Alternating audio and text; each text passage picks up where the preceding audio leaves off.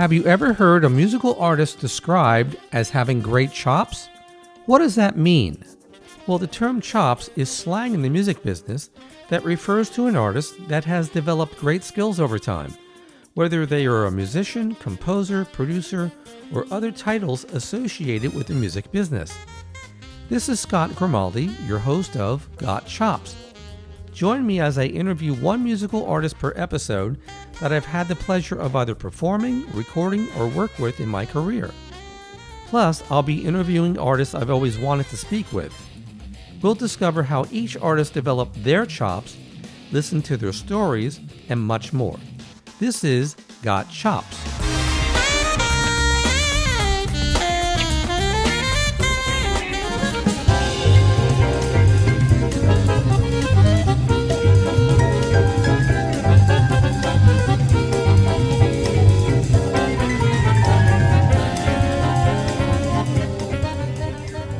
My special guest artist for today is a musician that I've never met or performed with.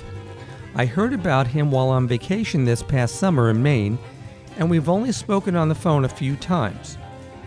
He can play in any style of music and is the only person to ever win the trio of world championships on acoustic, digital, and jazz accordion. Yes, I said accordion.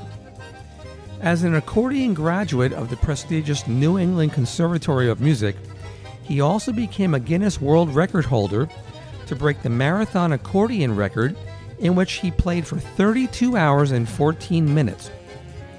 This gentleman has given 2 TED Talks, 2 Google Talks, and has spoken at various other conferences on the accordion. His goal is to revolutionize the accordion, and he's passionately doing just that. His extensive resume includes appearances at the White House, TV shows that include The Late Show with David Letterman, and nationally televised programs in New Zealand, Canada, Italy, Tunisia, France, and Finland. In addition, his bigger-than-life personality has made him an Instagram sensation. Music legend Quincy Jones once told him, "No one is doing all that stuff you're doing today. Yeah, man, you can really play." This extremely impressive and versatile accordionist certainly got chops. Please welcome my new friend, Cory Pesaturo, aka CPez. Hi, Cory. How are you? Hello, Scott. How are you? I'm great. Thanks so much for doing this interview. I really appreciate it. I'm looking forward to this. Cory and I really don't know each other than just talking on the phone a few times in the last few months or so. So before we get to that, let me ask you, where are you calling from? Because I know you travel quite a lot. Well, I just got home from about 7 weeks of travel. I'm back in my home state of Rhode Island. Wow. Okay. Well, welcome back. I hope you're relaxing. So let me fill in my audience about how you and I were connected. So this past summer, while my wife and I were on vacation, I heard of this incredible musician, Cory Pesaturo, a.k.a. CPez, through friends of ours that we are enjoying spending time with every summer in Maine for the last 4 or 5 years, I'd say. And they are Bill and Maureen Griggs. And by the way, Bill says hi. I always say hi back, for sure. Okay. And Cory and I have spoken on the phone a few times since then regarding scheduling a time for this interview. And it's usually as he's running through the airport trying to catch his flight. And I've seen that on his Instagram videos. They're really funny. So I'm really looking forward to conducting this interview with someone that I really don't know or have ever performed with, other than what I've read or heard on social media. And what I've seen and heard blew my mind. It really blew me away. I've got to say that. So Cory is a 3-time world accordion champion, a Guinness World Record holder for the longest continuous playing of the accordion, and a music artist for Roland's V accordion. His music has been played for various Formula One races. He's done 2 TED Talks, not 1, 2. He plays both the acoustic and electric accordion. He's got a really cool red-colored accordion. You got to check it out. And he performs around the world, all genres, all styles, And he's an Instagram sensation. Cory, those are incredibly impressive career facts. Wow. I'm just trying. That's what I was saying. I'm just trying to keep up with everybody else. Oh, you're doing more than trying. What does the music slang "got chops" mean to you? Got chops. Ooh, yeah, that is very much music slang. I mean, in all the genres I've ever dealt with, and even the accordion itself, got chops would mean technique, speed, more on that aspect. It's not usually used in terms of some beautiful lines played in a ballad, but it's more used, yes, in how technical, how fast you can cleanly play, and or in my case, like playing jazz tunes at 500 beats per minute. But yeah. And he does. You got to check out these videos. We'll talk about that later. It's really impressive. So I understand that you grew up in Cumberland, Rhode Island. Was it a musical household?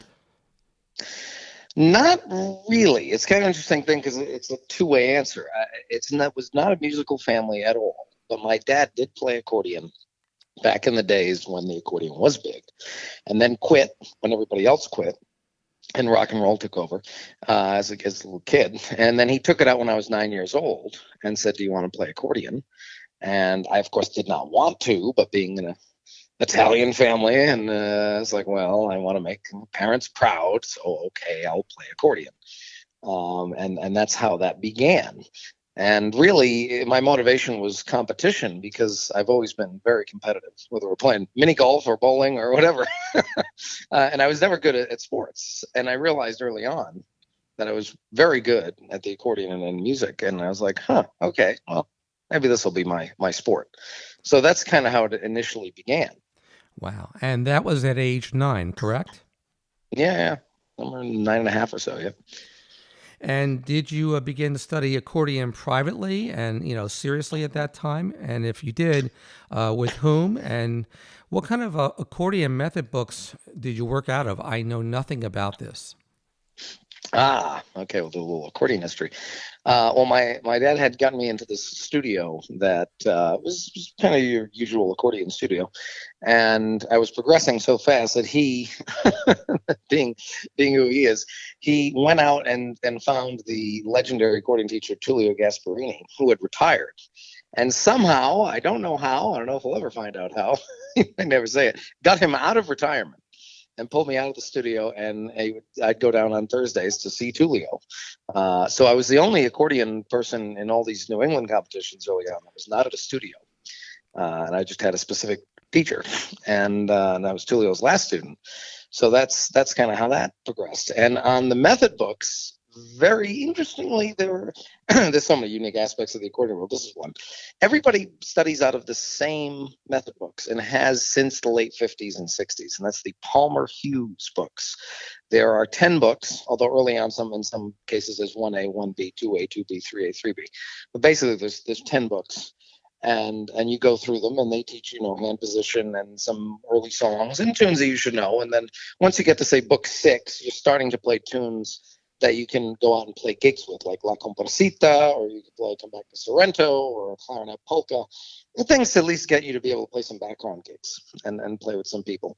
So that's what it is, the Palmer Hughes books. And it was 2 guys, Bill Palmer and Hughes. And Bill Palmer's son actually still lives in Texas and does lots of accordion stuff. But they were an act for a while on TV, and then they created this method book, and it has become the gold standard to this day that people still learn accordion from. Wow. Well, with your background and experiences, have you ever thought of starting your own method? Very much, actually. No one's ever really asked that, but yes, I have. I kind of want to wait till I could maybe get the accordion to get some momentum behind it, but I have, kind of written out some things on Sibelius and stuff. Just tunes that are of the modern era. Some, whether it's Billie Eilish tunes or Beyonce tunes or Justin Bieber tunes. Even if I hate them, it doesn't matter. It's what is going to get a kid interested.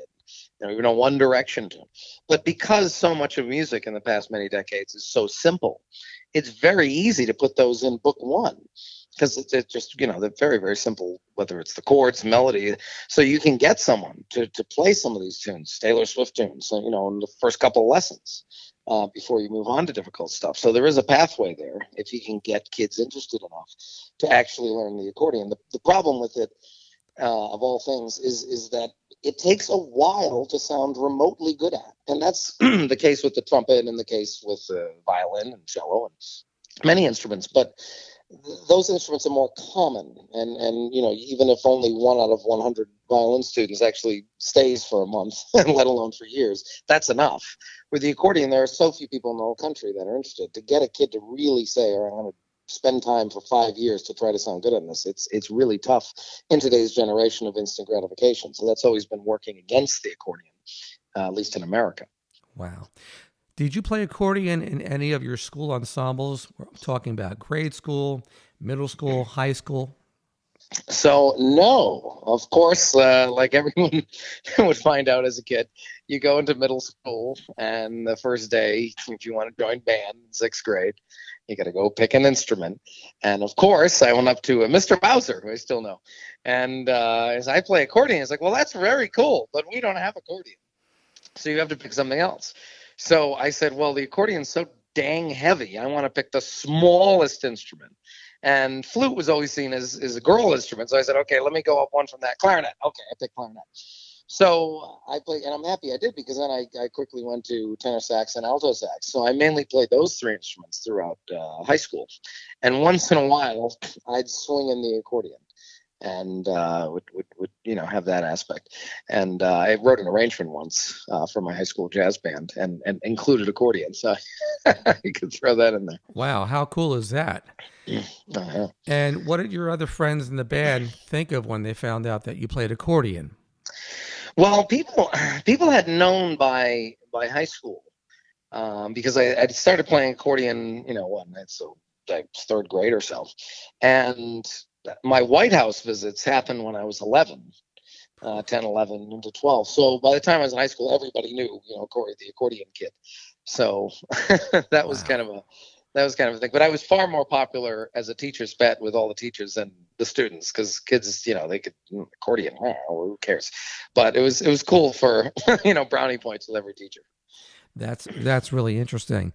How long did you practice the accordion per day when you began to get serious about music studies?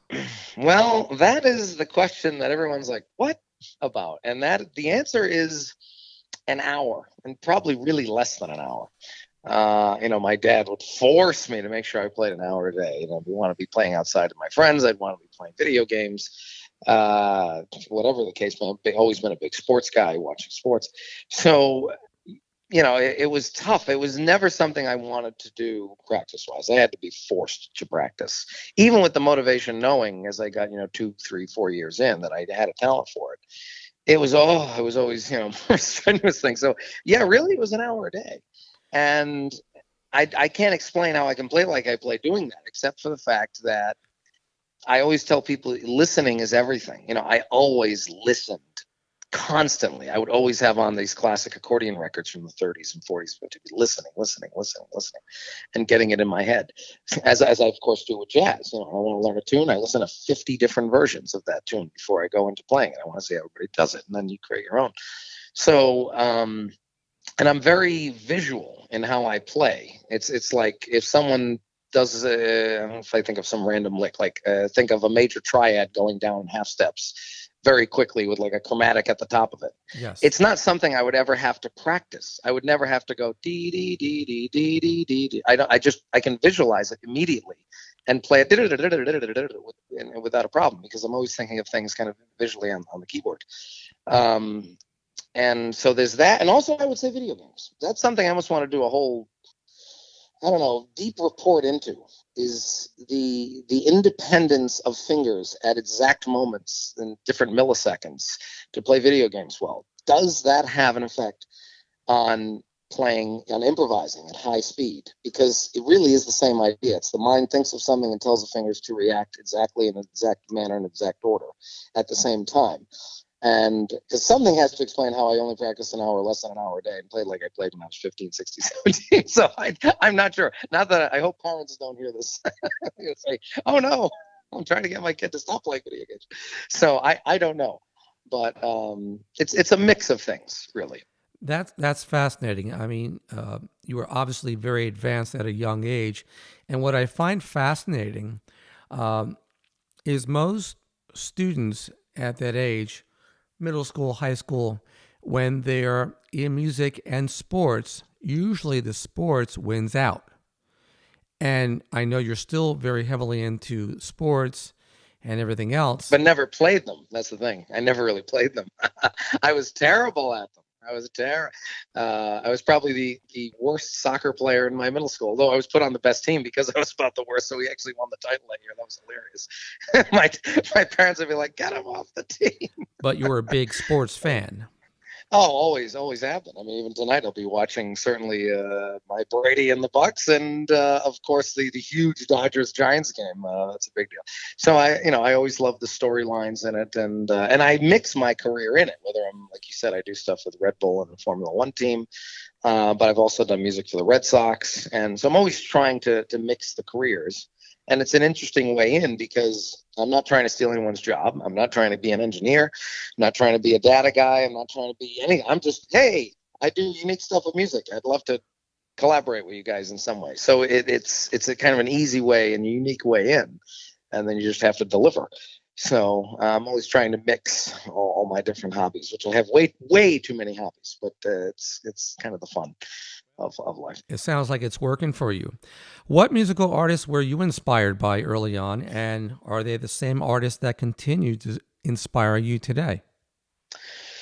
Well, I guess a multifaceted answer. Certainly when I was young, all I listened to was mostly accordion legends from yesteryear when the accordion was such a big deal. And grew up listening to a ton of Charlie Magnanti and Charlie Nunzio and John Molinari and Dick Cantino, who was the most famous guy, and Tony Lavello. And some of these guys I became good friends with later on. But basically all names that you wouldn't have heard of. And most people think, oh, Piazzolla. But I never heard of Piazzolla till I was 20 years old. Never heard of the guy, because in the accordion world has these names, like I just mentioned, that are in the accordion world and were legends in the accordion world. Right. Piazzolla was a musician, more of a musician known than an accordion player. So, so that's kind of the interesting aspect of it. I remember at NEC, people were like, you don't know who Piazzolla is? I'm like, I have no idea. That's not who we studied. That's not who we listened to. That's not who we revered in the accordion world worldwide, really, in a lot of ways. So, and anybody else that would be a famous accordion player, like a Weird Al, I barely knew who that was, of course. So it was more of those guys. But then when I got into jazz, I mean, Art Tatum is just, my hero. He's a great accordion player, right? Art Tatum? Yeah.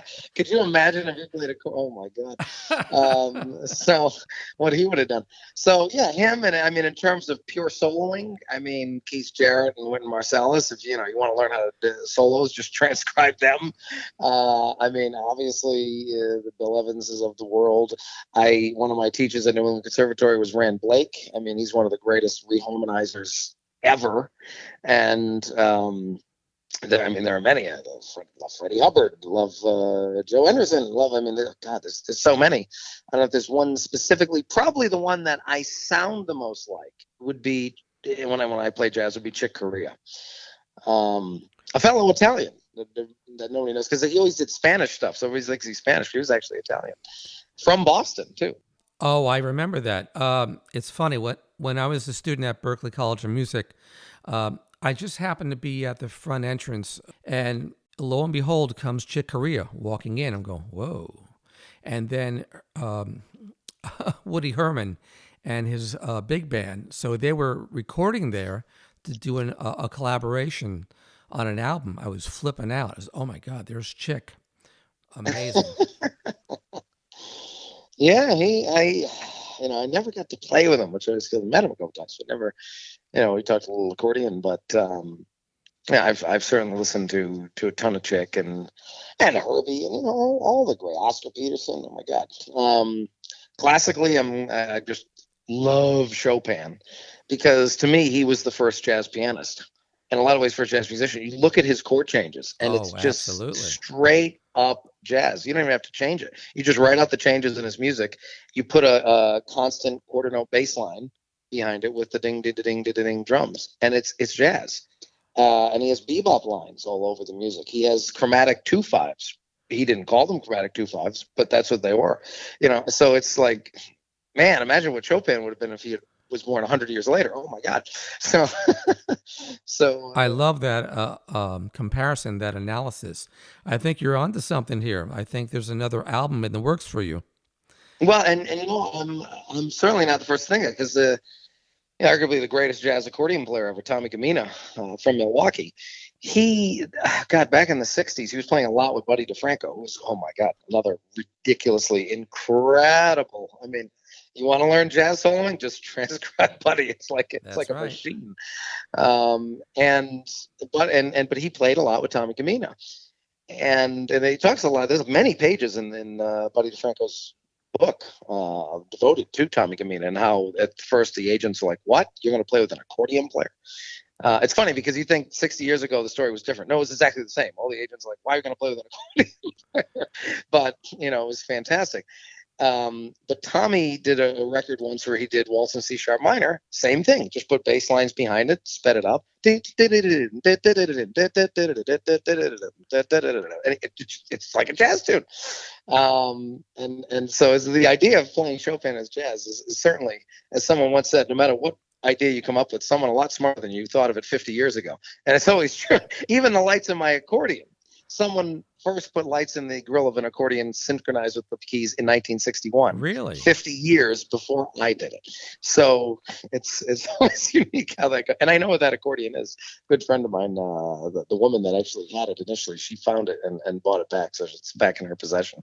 It's a cool story. Oh, isn't that funny? For the young listeners in my audience that are not familiar with accordion, I mean, they've read about it, they've seen it, but really have probably never witnessed it played live in front of them. I'm a bit older than you, so when I was a kid, if you went to a family affair, like a wedding, a bar mitzvah, there was always a band, there was always an accordion player. So that was typical. And you would, associate accordion with a polka band, okay? Polish polkas or other types of polkas. You would associate that with an Italian wedding or any, very heavy on the ethnic background. Yeah. But you have, brought it into, a whole other level. I mean, with your contemporary playing and your thoughts, I mean, that's brilliant. Just keep going. That's great.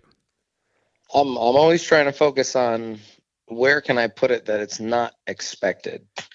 And it's kind of why I've never done much in one of the few genres I don't do much in is the Celtic area, because the accordion is so well respected and loved and used all. And I feel like, okay, there's nothing for me to really do there. I still love playing with it, but there's so many amazing accordion players. Like, I'm not going to go there. But I try to put it in places you'd not expect it, especially doing, solo jazz with the bass and the drums and the comping and the soloing, or all my electronic stuff where I'm the DJ and I'm playing everything you hear. There's no backing tracks, things like that, or playing rock solo with the drums on the left hand and everything. I'm always just trying to get people to realize what an astounding instrument the accordion is. And I guess just to give for the young listeners a 1-minute synopsis of accordion history in America, it came with all the immigrants, because most of the immigrant groups that came to America late 1800s, early 1900s were accordion cultures, whether it's the Germans or the Irish or the Polish or the Italians. It was very much all accordion, and of course, and Jews as well. I mean, klezmer music. I probably play more klezmer music than I play anything. Accordion's huge in klezmer music, so accordion was all over. And really, there was a star initially. The guy that brought piano accordion over, Guido Darrow, he brought it over in 1909 and became massively popular in the 19-teens. Was a superstar, and Mae West was his opening act, and he really made her, excellent at being a stage presence and everything. He worked on her a ton, and then she became famous 15 years later. She got popular much later in life, but Guido was a vaudeville guy, and so that was the first hint. And then accordion died a little bit in the 30s and into the 40s, but it was still there. And then Dick Contino went on the Horsehide Show in December 1948, and through the early 50s was an absolute superstar. And there's a great picture and at the Sands in Vegas, where Dick Cantino's in big letters and Dean Martin and Jerry Lewis are in small letters, to give an idea of how big Dick Cantino was. He was even had a movie that I just found out 2 days ago when I went to the Boston Symphony. The bass player, Larry Wolf, was telling me, because he's worked with John Williams so many times, he said, you know what John Williams' first score was? Was Daddy-O, the movie Dick Cantino starred in. So there's a real unique tie-in. Of all things, and that was back in 1950. Oh boy, it was 56 or 58 that Dick Cantino was in that film. So the accordion had that huge boost. It was the biggest export of Italy, and most of that was coming to America. And then the accordion was slowly dying off, late 50s into the 60s. But then as soon as rock and roll hit and the Beatles landed, it plummeted in days, just days, and went from something cool that people did to you don't want to be caught dead with an accordion. You must have a piano or a guitar or drums or sing. That's get right. Out of here. And probably along with that, ballroom dancing, society, dancing where you play a foxtrot, a merengue, a waltz. That probably all went by the wayside for a little bit because rock and roll took over. Yeah, and the accordion was just attached to the earlier era. And then you have the culture situation where the 60s are the first generation of kids to viciously not do what the parents tell them to do this, and they're like, no, we are not going to be like everything. We're going to do our own thing. And part of that old thing was the accordion. Their parents played accordion. They were viciously going to be against that. They're going to play guitar. So it's just a whole bunch of things came together and threw that down. And not to mention accordions were incredibly expensive back then. They were pretty much the same price as today. I mean, a good accordion was going to be $2,000, $3,000, $4,000. Wow. You know how much money that was in the 50s? Oh, yes. Oh. You could buy a nice car. I mean, that's right. It's crazy. And today, you can buy really nice accordions for $2,000, $3,000, $4,000. It's kind of astounding. So there's no reason to play accordion. You can play guitar, you could, sing, do something else. So, and it's never recovered. It's now gotten past the negative stage. We're still in there in the 90s, early 2000s. We're still negative. We've kind of gotten out of that. And now it's in the odd stage. It's like, oh yeah, like the accordion, right? It's kind of like a unique instrument that many people play. It's not laughed at so much anymore. It's kind of out of that, but we are nowhere near it being cool or normal as it is in, say, Brazil, Argentina, Finland, Sweden, Norway, France, much of Russia. There's various, even China's exploding right now. I mean, there's just a zillion people now starting to play accordion in China. So every country is extremely different. Ireland, of course, is very normal. You play accordion. So different accordions, all in these different countries, by the way. Of course, there's a million different kinds of accordions, but all in that family of some kind of squeeze box. So every country's history is very different, but America's has just pretty much been dead since the night the Beatles went on Ed Sullivan Show in 1962. It's pretty much been dead since then. And even when it comes back, you're like, oh, I see it coming back. It's still a caricature of itself when it comes back. People still want, even if they want accordion, they want accordion because it fills some nostalgic need or ethnic need. No one is thinking, I want accordion because accordion's cool. There's very few people that are in that category. It's still like, oh, well, for the wedding, so the groom is Italian, so we're going to have an accordion player. Like, that's how it's thought of. That's right. But it's, and that's why I try to play everything and show that this instrument is not just categorized in this area. But there's a positive in the fact that it has that ethnically, because you will not find an instrument on planet Earth that is not only important to more cultures, but is absolutely beyond vital to more cultures. You can't have an Argentine tango group without accordion. You can't have a Brazilian group without accordion.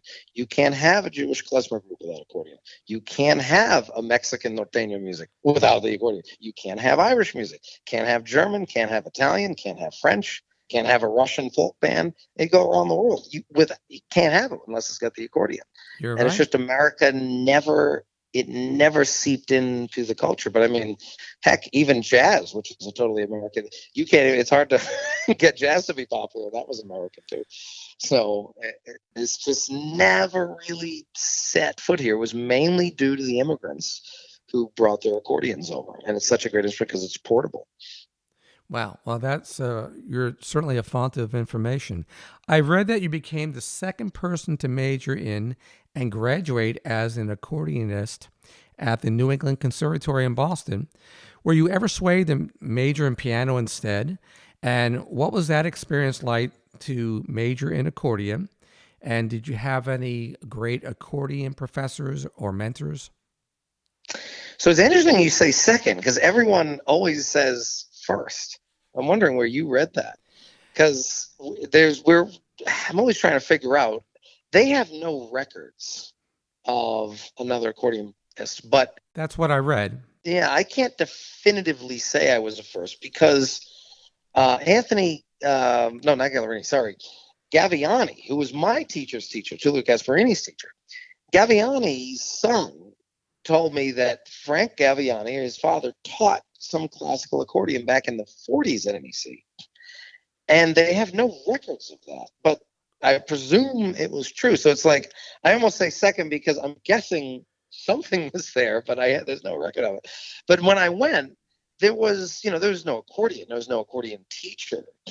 I went just to learn music, and specifically, I went to learn more theory and jazz because I was in the contemporary improv department. NEC has 3 departments. They have jazz, classical, and contemporary improv. I always define contemporary improvisation department as everything that's not jazz and classical, but also jazz and classical really messed up. Like, okay, we're going to play A Train, but all of us are going to play it in a different key and at a different tempo. Like that would be contemporary improv.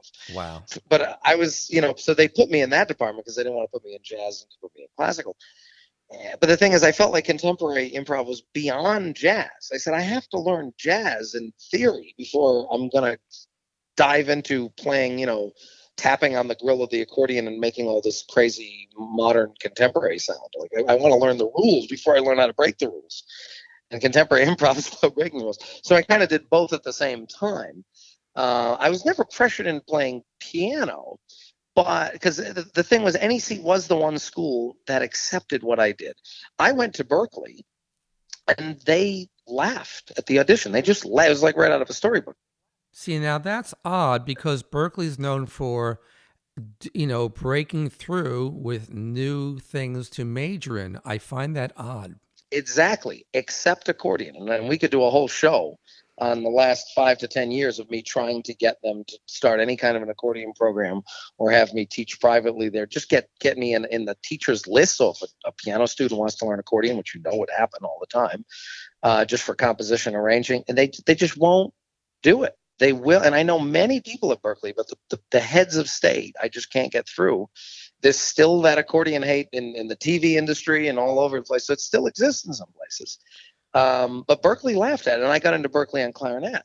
But NEC was the school that was like, oh, this is unique. This is cool. This would fit our contemporary improv department that Gunther Schuller started. Talk about a legend of music. Gunther, and I got to play for him once and meet him at one of the shows before he died. But he was the one that put that in there. And even though NEC is seen as this old, crusty, heavy conservatory like a Juilliard or a Curtis or an Oberlin, they were as progressive as anyone because this idea in the 70s to have a jazz and a contemporary improv department was unheard of. And that's what I went into. So I thank Gunther and Rand Blake for getting me in there because I went in as someone that knew theory so pretty well. Being an accordion player, you should know theory because the left hand of the accordion and the piano and the bellows. I mean, it's all the answers are there.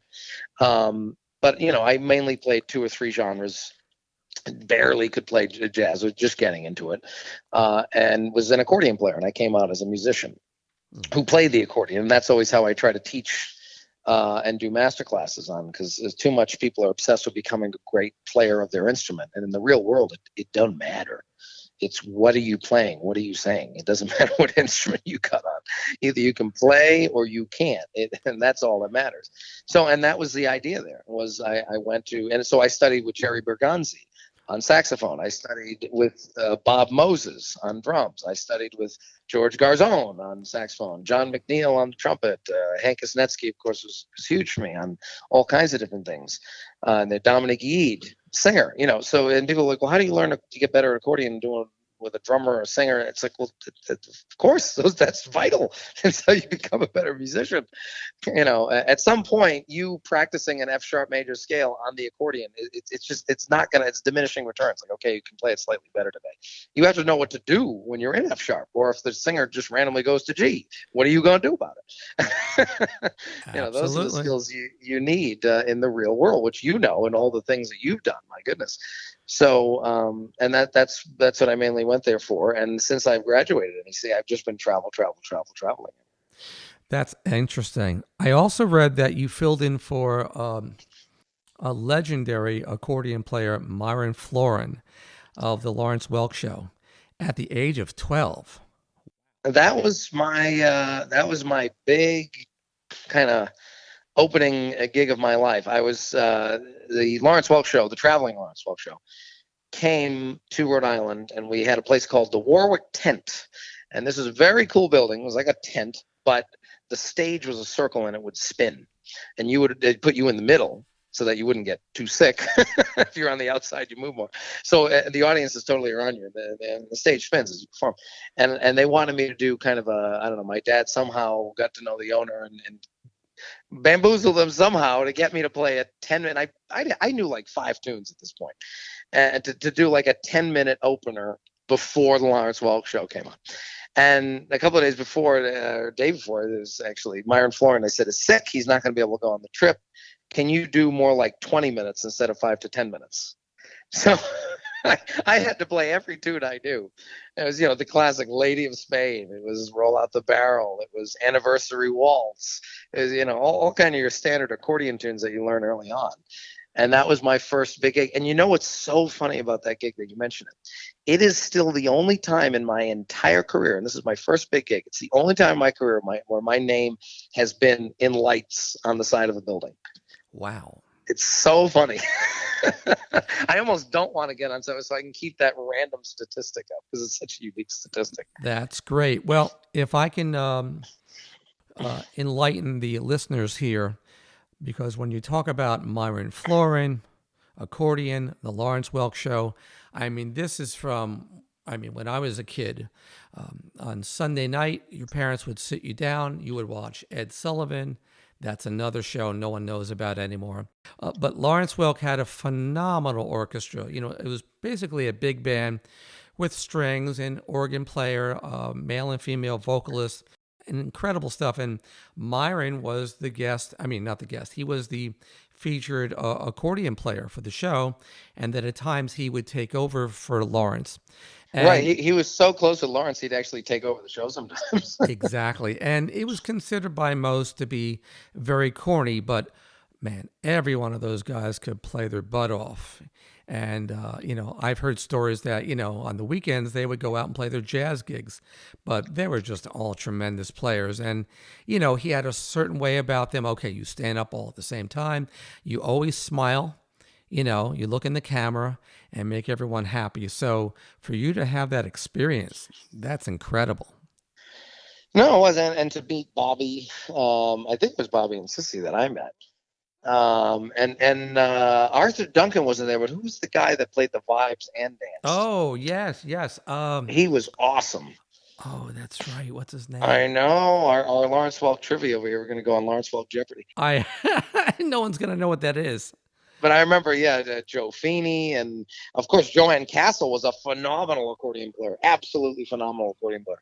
But Myron was already the guy, so we had her do ragtime piano. And you won't find someone play ragtime piano her left hand better. She never looked at her left hand. She never missed a dang note. Just an incredible musician, Joanne was. But yeah, like you said, it was always seen by anyone under the age of like 60 as incredibly corny from then on. And even Saturday Night Live did a skit once on it. I love that. Yeah. Yeah. But the thing was, as you said, the musicians had massive governors on them. And Lawrence put a big stranglehold governor on all of them. But if you let them go loose, every one of them was a complete monster. Oh, yeah. So that was the thing. And Lawrence, it's sad that it's said Myron Florin is kind of seen by many as, that's the reason the accordion, whoever the accordion player was on Lawrence Welk. It's not true, because Myron was tremendous. His technique was clean as a whistle. Yes. He was a tremendous player. great, just clean playing, and a super nice guy. But it was Lawrence was a horrendously bad accordion player. I mean, he was beyond terrible. But but he once in a while you'd see him play "Let Me Call You Sweetheart," maybe. But Myron would be there to back him up and to save him. But the thing was, yes, the show hurt the accordion because there was an accordion player on it. But if people actually stopped and actually paid attention when their grandfather said, "We got to watch Lawrence Welk," and actually listen, they said, "Oh, wait, that accordion player, he's dang good." So and I learned a lot of arrangements. When I was a kid, my dad would record stuff on the VHS, it was like the big TiVo thing. Put the VHS in, record it, and I'd go back and try to learn by ear, different tunes that they would play on that show. So it was obviously very cool to open up for and be in the place of Myron for that particular show. But he was a great player. It's just the show, again, with the things we talked about that hurt the accordion. That was another one. That the Lawrence Welk show was huge, and older people watched it. So the kids, again, what did my parents and grandparents do? Oh, they watched that. Okay, I'm not going to do anything that's on there. But it's a great museum of American music. You want to learn all the classic American tunes of the last century.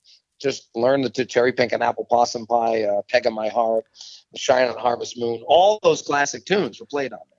That was the American Songbook right there. Yeah. So if you can tell my listeners about your experience of being a three-time, wow, again, I got to say it again, three-time world accordion champion. Wow.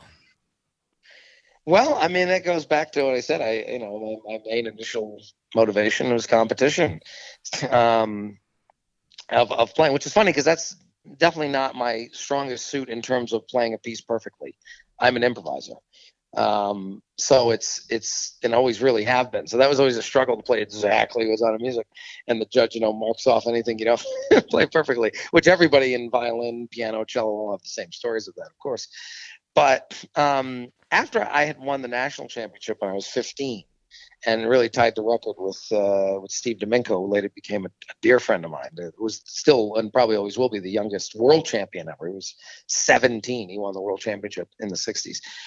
And I was kind of retired. I was like, okay, that's it. I wanted to win a national championship. I did that. Now I want to become a better musician. I went to NEC, and the idea of competitions was over.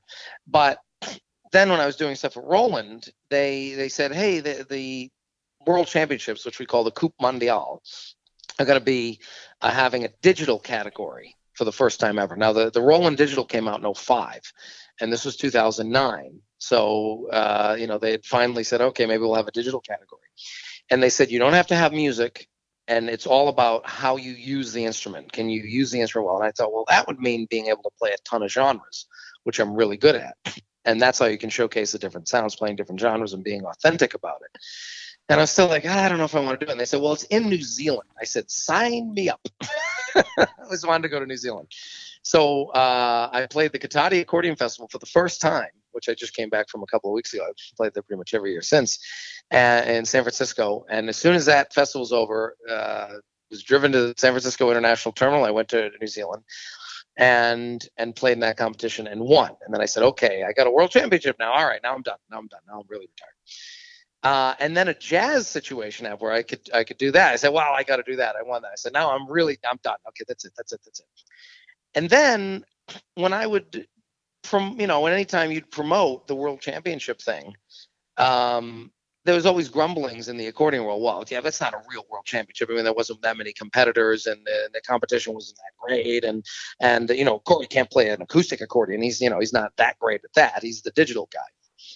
And it's true. I mean, ever since I started playing electric in 2006, I maybe, a couple of hours a year will play an acoustic accordion. I never play it. But I was like, okay, you don't tell an Italian they can't do something. I don't have a teacher anymore. I don't play acoustic. I'm still going to beat you all. So the excitement was the Primus Ikalainen was this big Olympic World Championship that was on national TV in Finland, because that's how big accordion is in Finland. The World Championships are on national TV. Couldn't imagine that happening in the United States. So I'd known about this competition, and it always looked cool. But all the top players that would win the Coupe Mondial World Championships would always compete in it. And I'm not practicing 8 hours a day. I can't compete with those guys to play that perfectly and play the Bach crazy, the free bass. I don't play free bass on the left hand, so I can't compete with that. But this competition was much more about your overall musicality when you'd watch different years past. So I said, okay, there's never been an American at this competition. No one's ever been invited because there wasn't really anybody good enough to compete in it.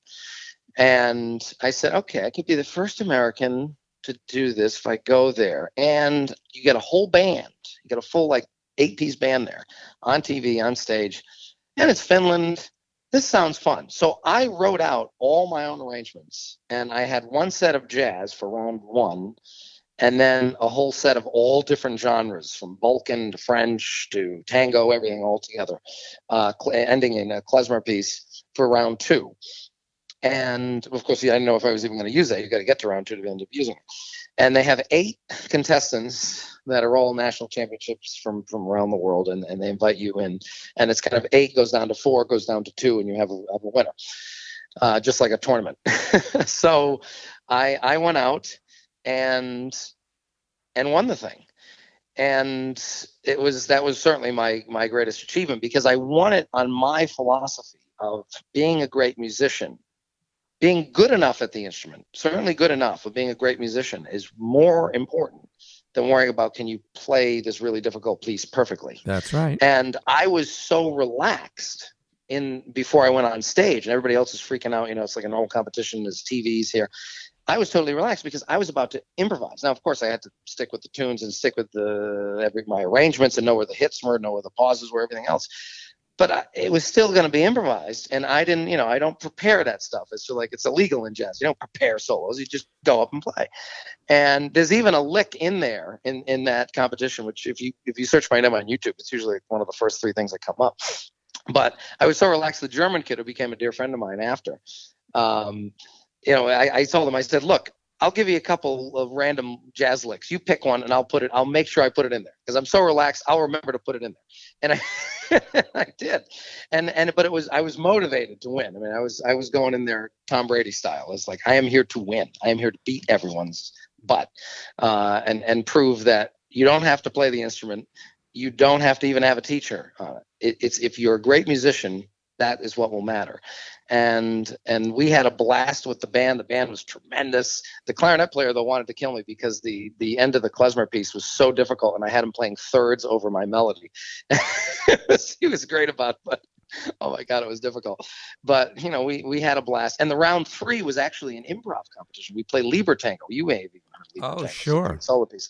So we had to just basically the 2 of us play Liber Tango together with the band and improvise on it. And I always knew, watching it years past, if I ever do this competition, I get to round 3, it's over.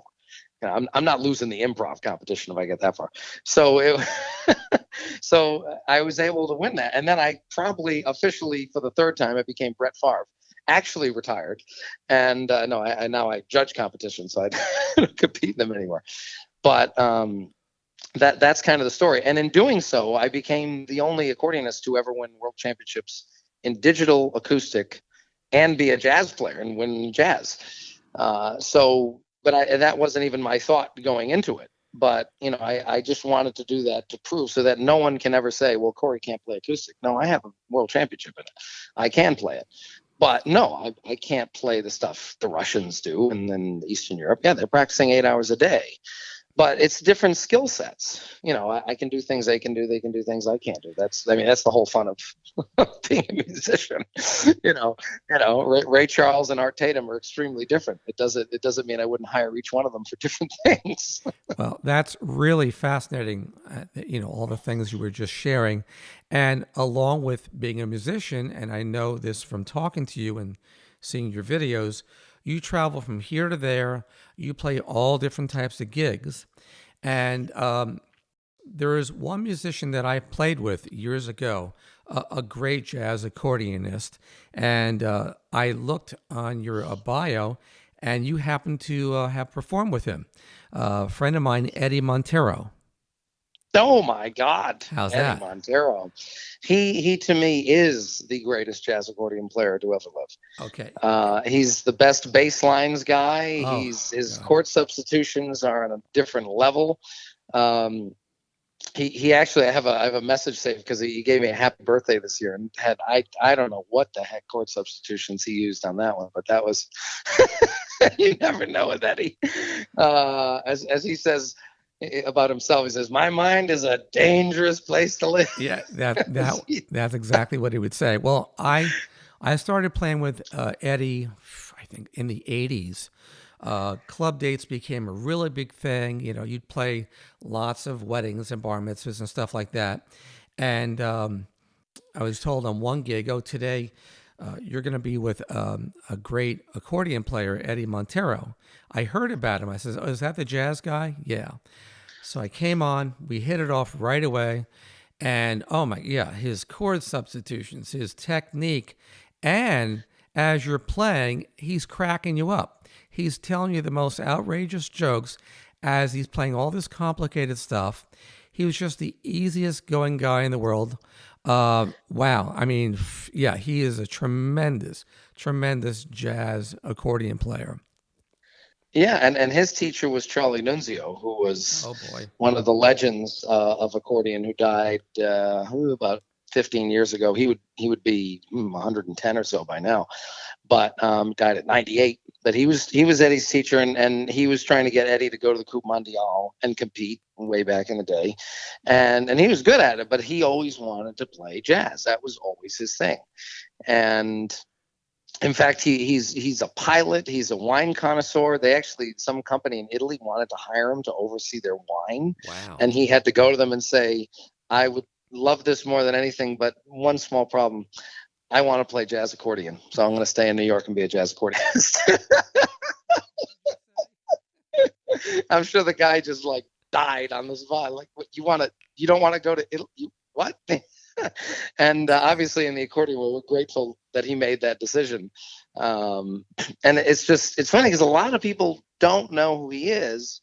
And, there are many, many jazz accordionists throughout history. But to me, I mean, I think it's solid. Now, obviously he's later. So you always have to, handicap the situation with music of where someone lies. That's why Art Tatum to me is just so high up there, because what he did then in the 30s is still extremely difficult to think of and do today, and he was doing it in the 30s. So Eddie, of course, got to listen to Art Van Dam and Frank Morocco and Tommy Gamina and all these guys, but there's just no one that has the full set of skills that Eddie has, and it's so good. And he's, yeah, as you said, he's a complete comedian. I mean, he's made me cry laughing more times than I can remember. Where you can't stand up, and he's great. But there's a lot of great accordion history. Oh yeah. All over the place, and a lot of people don't know. But the thing is, it's not so wide ranging. I mean, someone could spend 2 years of their life playing accordion and studying accordion history. They know everything. Where I feel like piano history or guitar history, you could spend your whole life and still not know everybody you need to know. Mm-hmm. There's not too much of it. Obviously, there was a ton more in the 40s and the 50s, into the 60s. But I'm trying to get it to happen again. Well, you're certainly doing it. Just keep going. So you mentioned, like I did, about Eddie, just cracking everyone up, just a great comedic style about him and a serious musician. So speaking about comedy, could you share a few funny stories about the music business or musicians? Or because, as a working musician, as both you and I are, you see some really outrageous, funny things, and they, create for great stories. Goodness, that's a good one. You'd think I'd have like some story right offhand. Or anything. I mean, certainly something that has happened multiple times that will be funny to a lot of people listening is that whenever I get on a plane, which is a whole other thing about how to get on a plane with the accordion and put it above. So I have to, of course, pick it up, and it's a bit awkward. It's 25 pounds in the case, and get it up, and it looks like it's not going to fit, even though it will fit because of the curve in the front. It fits perfectly on 737s or Airbus 320s or bigger. But when I'm putting it up, stewardess is like, "Oh God, what's this guy doing? He's not going to." And then I put it in, it fits in. And they go, "Oh, what's that?" right? And of course, I said, "Well, it's accordion." You cough. Accordion. Yeah, I come about 5 times. Accordion, and they go, "Oh, yeah, do you?" Either they'll say, "Do you play polka?" Which I have to go, "Oh, yes, I do." But also, I play jazz and rock and funk and like But a lot of times they'll just, "Well, are you going to play for us?" Oh, Right? sure. And I always say, well, I'd love to, because who knows who's on the plane? It could make a great connection. So I've played probably, I don't know, a handful of times on planes, and I play into the telephone speaker at the front that Really? they talk into, and they hold that to the speaker, which doesn't work great on the electric, because the speakers, it's much better through the system. But so I play, and I always think, no, and I always try to look through the crowd while I'm playing, and I'm looking at who is so pissed off that there's an accordion playing while they're trying to sleep or listen to the music. Everyone? Yeah, no, you'll see a lot of them get their phones out, because it's something to tell. Oh my God, on the way here, you're not gonna believe what happened. But you can always kind of pick out the people that are like, this bleeping and bleep bleep bleep. I'm trying to listen to my video, and then they got an accordion player. Even if I play something really cool, there's still gonna be 4 or 5 people like, oh my God, that's so that's always kind of certainly a unique aspect of things. That's a perfect pitch for an SNL skit right there. Yeah, you're right. Oh, now we're gonna have and then after I play, some guy with a banjo stands up. Hey, can I play my banjo? Oh, God. Oh yeah, that'd be great. And then, and then a tuba guy. Then we just hit all of them. The trombone, the whole New Year's Eve skit. A trombone player, banjo player, tuba, and accordion player play the New Year's Eve gig. And hey, you're hired next year. And I said, can we leave our instruments here? Oh, that's cool. Yeah. So it's I've had a lot of just certainly incredible experiences. I mean, I hung out with Quincy Jones for almost 3 hours at his house talking about everything under the sun. Barely music. It was just all the stories that he has about everyone under the sun imaginable. So there's a lot of crazy and amazing experience. It's funny. There's not something specifically. I know there's 1 or 2 in there, but that are hilarious about something that had happened. Just playing the accordion on a plane, I think that's a number 1 story right there. I haven't heard that from anyone else. And actually, the last time it happened, the woman that was on the plane that wanted me to play, it was her last flight. And we stayed in touch. She's a really, really wonderful lady. And it was just crazy that happened. And I wasn't supposed to be on the plane. I actually was traveling with Pritam. Pritam is like the Hans Zimmer of India. He writes all music for big Bollywood films. And he did a tour in North America, and they hired me to be the accordion player. And it was like 50 of us, and we'd fly everywhere. And I told them at the beginning that, my accordion can only fly on certain kind of planes. And they're like, yeah, we know. It's like the Indians, they're the nicest people, but a little sometimes not so organized. And then we had a problem getting on the plane. Like, I said, don't worry, I book Southwest all the time. I'll just book a Southwest flight and we'll deal with it later. So I went, to a different terminal and got on this flight last minute and went on. And so it was crazy. I wasn't supposed to be on the flight. I play. She was a fan of accordion, and it was her last flight. It was pretty cool. And then I made a whole video. I edited a whole video before we landed so I could post it when we landed about me playing and the whole thing. So, but the crazy things like that, are always happening with as much as I travel and run around. Like I said, I was just in 17 different places in the last 45 days, flying here, flying there. I think I talked to you in Florida, which was how many trips ago, Mike? Yes. And the festivals I do, because people always say, oh yeah, you're on tour. And I always go, I would never call it a tour, because I'm playing a private gig here. I'm playing another private thing here. Then I'm doing an Italian festival. Then I'm doing a jazz festival. Then I'm doing an accordion festival. Then I'm doing another Italian festival. Then I'm doing a bar mitzvah on the way, because a friend just said, hey, you're in town, come and do this. Yeah, everything is different. And most of it just happens in the moment of connections calling me, or I'm calling someone there if they got a gig. Oh, come by the gig, bring the box, we'll throw you on stage. That's usually how most things happen. And my life is very much not the usual. I have a gig here, I have a gig here, I have a gig here. It's not usually like that. It's usually a whole mix of a gazillion things thrown together, which I love. I come from the same school of thought. I mean, I was brought up to, study your craft, know your instruments, play every genre, because if you want to provide for your family, you have to play, paying gigs. If you still want to do your jazz or classical, absolutely. But if you have the know-how on how to get paid for what you love to do Yeah. and provide a service, that's fantastic. So speaking of the music business, what do you wish you had known when you started out in the music business? What do I wish I had known?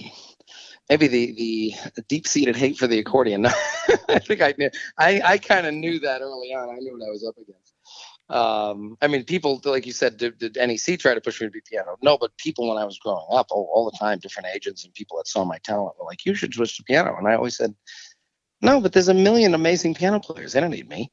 I want to do this. This is. I was wanted to be different and unique, so that worked.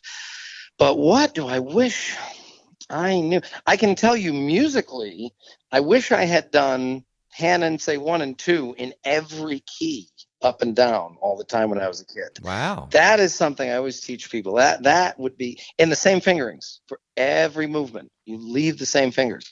And there's so many awkward positionings, and every single one of the 7 times 12 is different. So it is really that's something I wish I did. In terms of the music business, I wish I had known that the most fun and awesome gigs are the ones you get paid the most, and the worst, most dumb, horrible gigs you hate are the ones you get paid the least. It's just like the music world is completely on the opposite. I always talk to musicians about, don't you wish the gig where you got all the food and got to meet the most amazing people at this $25 million mansion and had the night of your life, you wish you got paid $100 for that? But that awful gig where you had to play with the awful singer and got treated like crap and walked through the kitchen then had to play a 4-hour gig, you wish that one was $3,000? Right. Combat pay. It's completely the flip of things. And then when you do a concert, where you're in lights, you're in the paper, you're on the news, you're doing radio hits, people are like, oh my God, you had all these people come out, you were all over the media, man, you must have made good money. And you go, well, no, I luckily only lost about $200 to put on this concert. And people are like, what? But the gig where you say, oh, you're the accordion player? Yeah, go in the corner and just play background music for 2 hours. That's the gig where you make $2,000. That's right. It's completely the opposite of what most people, think about and realize from the audience perspective. It's so different. But that's that. I wish I started jazz younger. I'm happy I did so much classical when I was young because, kind of you mentioned it. If you have a foundation of classical and jazz, that will give you the technique and the theory knowledge to pretty much tackle every genre of music in the world.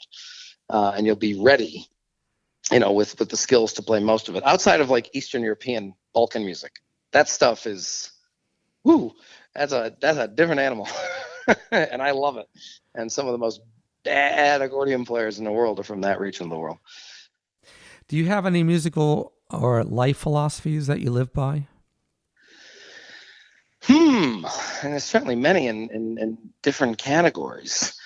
I'm very much meritocracy based, which is something that's being lost, in young people in modern young society. That just running away from meritocracies, and I think it's so vital. Even in music, music is certainly an art in general, is much less subjective and more objective than people try to make it.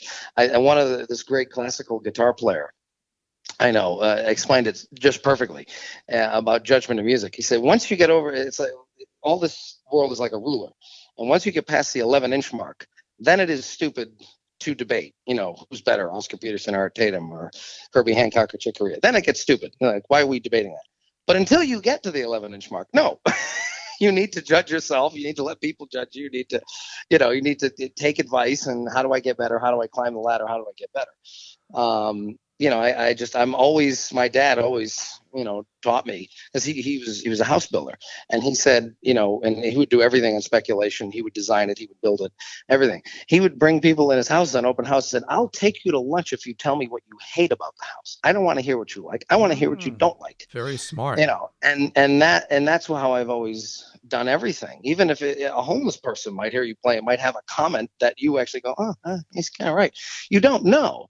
And we've become so petrified of judgment and offending people. And it's just, that's not how I grew up. I'm Italian. Okay. We're very harsh, tough love, judgmental people. And, I think I've gotten 3 compliments from my dad my whole life on my playing. Even when I won that last world championship, he went, you must have paid off someone. How the hell did you win that? He didn't say congratulations. So it's a very tough love, because then it forces you to strive harder and you try to prove people wrong. And the thing is, if you don't, if you have that tough love upbringing and you say, I'm sick of this guy, mom and dad, and you quit, well, then you weren't cut out for it. But if you say, screw you, I'm gonna prove you wrong, well, then you're ready. Then you're ready for the world ahead, that you're going to keep pushing and try to climb and go harder. But you have to be open to judgment and all that. I mean, that's what you want, especially at NEC. They definitely had that culture. I mean, every student there was ridiculous. And if you didn't measure up with the event you played, or the rehearsal or whatever, I mean, you knew you sucked. And it was your job to fix it and get better quickly. And that's why everybody over there, pushed higher. I grew up with that tough love type of home life. It's very loving, but I mean, they're trying to prepare you for the real world. And I get that. Do you have any advice that you could share with someone that's listening right now? Because if I'm listening as a new person, my sense of you is, wow, this guy thinks outside the box. And someone says, you can't go through that wall. And you're going, I'm going through that wall. Watch me. And you do it. So could you give any advice to someone that's thinking, gee, I would like to do what that guy's doing and think outside the box and achieve that? Well, first of all, I would say, listen, and study theory. Those are two big things. If you want motivation on how to cheat on the test, this is how it's like, oh God, I don't want to have to practice this music. And, people they lose the motivation of practicing, especially when they're young. It's like, okay, well, here's a cheat code. Instead of sitting and practicing at the piano and practicing your Mozart, okay, listen, just do a lot of listening, but not just like listening and on your phone on TikTok. No, actually sitting, eyes closed, listening, analyzing. Why did that sound good? Oh, because it was 5 and then they resolved to 1. Just basic stuff like that, let alone advanced stuff. And understand music from the ear, and then analyze and go around and really study the theory and the audible aspect of it, especially if you're having trouble being motivated to practice, because those skills are what's needed so much in the real world when you get thrown into various situations. So that's one. The other thing with out of the box is kind of like what I said before with the hierarchies and meritocracies, is that you have to find that balance of, you want to go the path that has been there and been stated as, this is the way things are done, this is how you get better. You want to find that balance of, yes, you should go by, even if you don't like things, you don't agree with something, you should do that, but also as you earn your badges, then you can go outside the box more and more. I always explain it as like, thinking of the few people that are famous that are actually worthy of their fame. Stevie Wonder. If Stevie Wonder came out with an album of one note, I would buy it. Why? He's already proved he's earned his badges. That's right. He knows improvising and music and theory, and his musicianship is as good as anybody alive. So if he comes out with an album that has one note, I'm going to buy it, because he already earned his badges. He's climbed the meritocracy and done it, in the ways that we can analyze his chord changes and his soloing and everything and see how good he is. But then if he does something totally different, we're going to be interested, because he may have thought of something no one's thought of yet.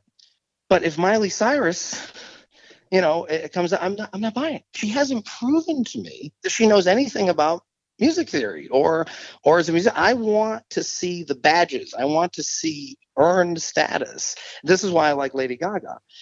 even when she was composing 3-chord music, I know from people in New York that she could go to a jazz club and sing Lush Life in D flat perfectly. So she's earned her badges with the real world music. So then if she comes out with a Bad Romance, which actually isn't that bad of a tune, but something that's really simple with 2-3 chords, I'm still going to listen because I know she can go to Broadway. She can sing jazz standards. She knows the words. She understands the chords. She plays piano. I can respect that.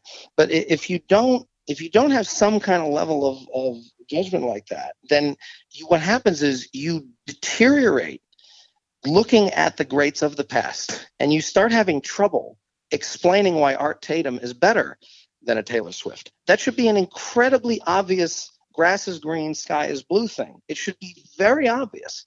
But when you get into a world where you're afraid to judge and afraid to, with the criticism and everything, then it becomes, well, it's just some people like Taylor and some people like Art. No, you're disrespecting the Nat King Coles of the world, or the Duke Ellingtons of the world, or the Stravinskys of the world, or the Tchaikovskys. You have to, understand there's a balance between climbing the official ladder that is laid before you, but also going outside of the box. And that's what I've tried to do in my career. That yes, I'm doing all this wacky stuff that some of the accordion world does not like and doesn't approve of, but they can't say anything because I did win world championships in their world of competition. So you try to do both, and try to gain respect, but also be, doing something unique. But you got to do them both together. You can't just do something unique and say, well, I'm an artist. You got to earn the respect of the elites in your world. And unfortunately in jazz, that's kind of the only thing we can do. Even if you become a legend in jazz, 8 people know who you are. It's not like you're going to be Beyonce. But that's what you have to take in. If Wynton Marsalis enjoyed playing with me, if Quincy Jones enjoyed listening to me, okay, that I have to take that as if a billion fans liked what I did, because you're never probably going to get that. So do the elites in my field or in the accordion world, does Eddie Montero like playing with me? That means more to me than something else, because I look up to him, and that's what matters. But you have to be open to the criticism and the judgment, and accepting if you want to get better at something, okay, well, you got to be open to listen to what people have to say. You don't have to agree with all of it, but you got to listen to it. You got to at least take it in and think about it. Bravo. I love the answers. That's really great. So do you have any music events or new projects coming up that you'd like to announce or share with the listeners? Let's see. I wish we had this interview 7 weeks ago. I'd be on the phone for 2 hours talking about what's coming up. I have a private thing in LA, which looks like it's going to be on TV. So give you more information later, maybe in another 7-8 days. Let me know. Could be a big thing. Then I go and do private events in Formula One in Texas. This is the U.S. Grand Prix in Austin. What is the next public thing? I'm doing an event with Mario Andretti. So there's another combination, who's a new buddy of mine. And they're honoring him at this Rhode Island event. Just so happens I got to know him recently. So I'm going to be playing at that event. And the Rhode Island Italian Hall of Fame organization is doing a big event there. I'm trying to work with the governor right now to get a street, because they were trying to say, what do we give him as a present? What do we give him as a prize? He's got enough trophies and plaques. I said, wait a minute. I know the governor. Let's see if we can get a street named Andretti Drive or something. There you go. Trying to do something like that. But it's not a concert per se. God, I just did so many festivals and concerts the past couple of weeks. I played at Birdland on Monday, and I'd never done that. That was the first time that happened. Ooh, boy. I'm trying. What the heck do I have coming up? I'll get back to you on this TV thing, because that could be big. Yeah, please do, and I'll post it. So how and where can my audience of listeners reach you? So certainly at CoryPesaturo.com or CPEZmusic.com. Also goes to the same spot. Or, of course, at CPEZ for Instagram. And then Facebook is Cory Pesaturo. So there's different ways. And there's always a million videos on YouTube to get an idea of kind of what I do. I made a highlights video once because it's too many times people are like, I don't get it. You do Italian music, you do French music, you do jazz, I don't get it. It's like, well, I do all of it. Agents hate it for that. Like I've never been able to get an agent because they're like, we need you to do one thing. I'm like, I'm not doing one thing. I can't. I love doing all of it. I do one thing. It's called music. It's called music. They don't want to hear that. Yeah, their head explodes. I get that. I know. Well, listen, it's been such a great time having you here. I appreciate it very much. You taking the time to let me interview you because I've learned so much about you. And I hope somewhere in the future that we get a chance to play together. That would be a lot of fun. Oh yeah, well that must happen, obviously. Especially when we still haven't met and everything else. But it'll happen. It'll happen. Oh yeah, absolutely. So you have a great night, and I will talk to you real soon. All right, Scott. Thank you for having me. Absolutely. My pleasure. Take care. Bye-bye.